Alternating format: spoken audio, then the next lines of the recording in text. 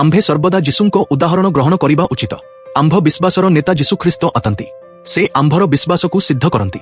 से क्रूस उपरे मृत्युर जातना भेगिछंती, किंतु से क्रूसर लज्जाकु एक अर्थहीन विषय बेली मने करी ग्रहण करिछंती। परमेश्वर ताहांको सम्मुखरे जेउ आनंदर लक्ष्य रखिथिले सेथिपाई से ताहा कले। एबे से परमेश्वरंको सिंहासनर डाहाणरे बसिछंती। नियमगुड़िक पालन न करि पारिबा द्वारा आंभ विरुद्धरे लखा जाइथिबा चिठाटिकु परमेश्वर व्यर्थ बेली प्रमाणित करी आंभकु क्षमा कले। आंभर विरुद्धात्मक सहे चिठाकु परमेश्वर नईगेले ओ क्रूस उपरे तंगाई देले। पूर्वरु तुम्भे मंद काम करिथिबा कारणरु परमेश्वरंको विरोधी थिल। तुम्भमाने मनरे परमेश्वरंको शत्रु थिल। सेथिपाई परमेश्वरंको ठारु दूर आइए जाउथिल। किंतु ख्रीस्त पुणी थरे तुम्भमानंकु परमेश्वरंको मित्र करी दइछंती। तांको मांसमय शरीररे निज मृत्यु द्वारा से एहा करिछंती। निष्कळंक ओ निर्दोष भावरे तुम्भमानंकु परमेश्वरंको आगकु आनिबा पाई से एहा कले।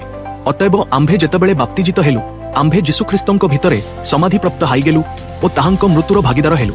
ख्रीस्तंको सहित कबरस्थ हबे द्वारा आंभे पुनरुत्थित हाई नूतन जीवन यापन करिबा।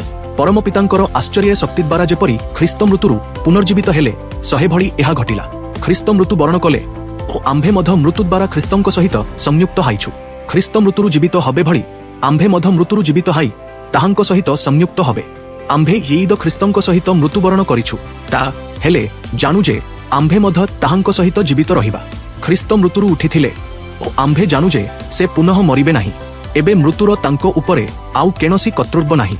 जीशु कहिले, मु सहे पुनरुत्थान ओ जीवन।